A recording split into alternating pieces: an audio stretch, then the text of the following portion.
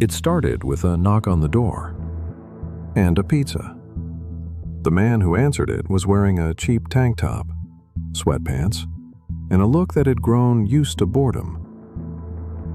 He had been on the run for over 30 years. No credit cards, no phone, no paper trail. To the untrained eye, he was just another tired old man in a decaying corner of Europe.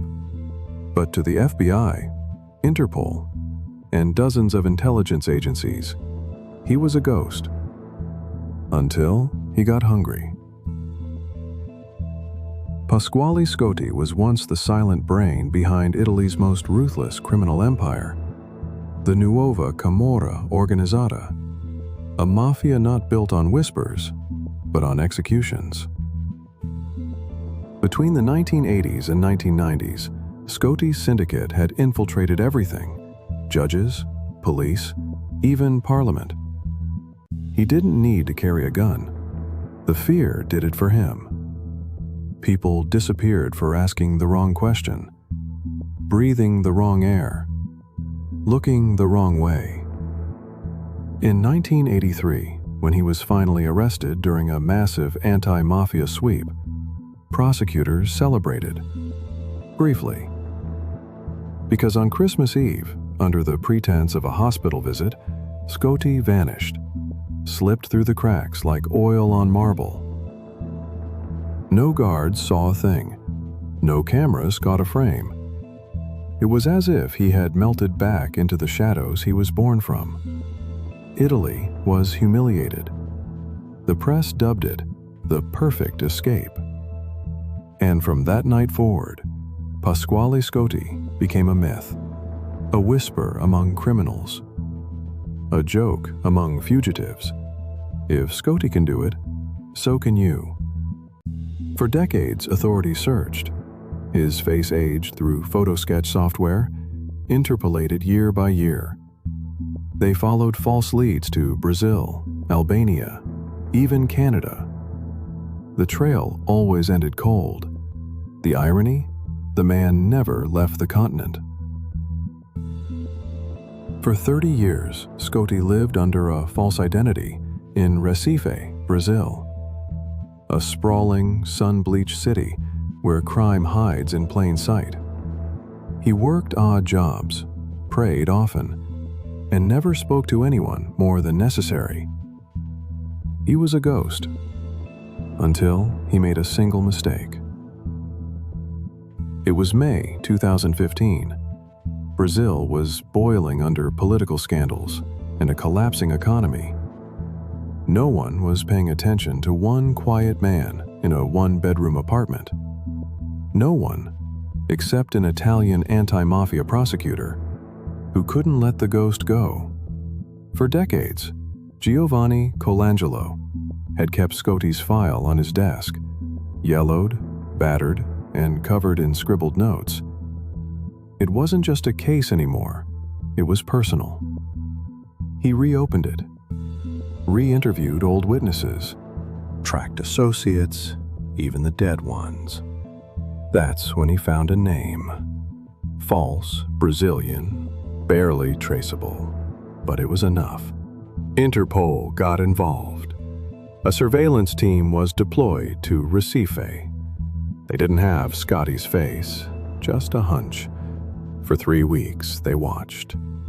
A man in his 60s who always left his house at 6 a.m., worked at a local market, and avoided cameras like they were bullets. But still, there was no hard proof until he ordered pizza. On May 26th, around 7:40 p.m., a delivery receipt pinged a local chain's database. The name wasn't Scotti. It wasn't even close, but the address matched. Interpol requested surveillance footage from the restaurant.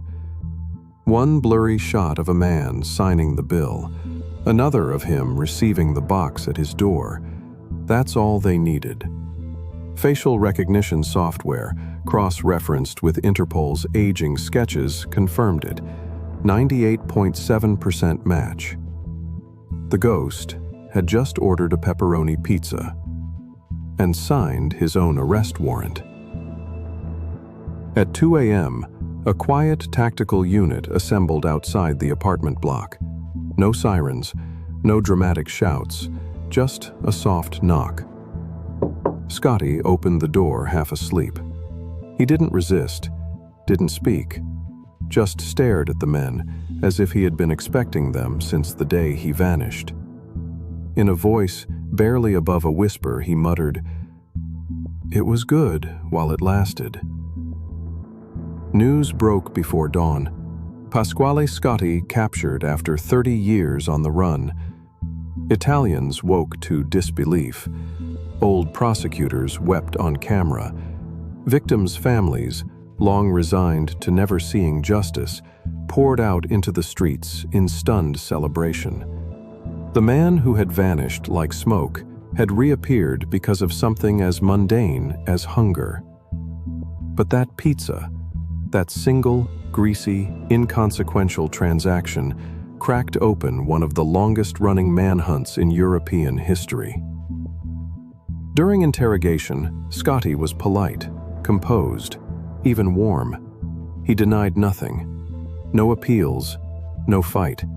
He simply said, "I was tired of hiding." But the full story, the real one, never came out. Not from him. He took the secrets with him. Who he paid. Who helped him disappear. Which officers turned their backs in 1983. The silence he kept was as calculated as the murders he once ordered. In prison, he received no visitors, no family, no lawyers from the old world, just the occasional priest. He seemed content, almost relieved, as if he had finally stepped out of the nightmare he himself had designed. Some said he looked healthier in prison, lighter. But what truly haunts investigators is this: how many more are out there like him, hidden in plain sight, blending into cities where no one asks questions, fugitives who slipped out of history with nothing but a forged passport and a little luck? Pasquale Scotti wasn't the last ghost. He was just the one who got caught.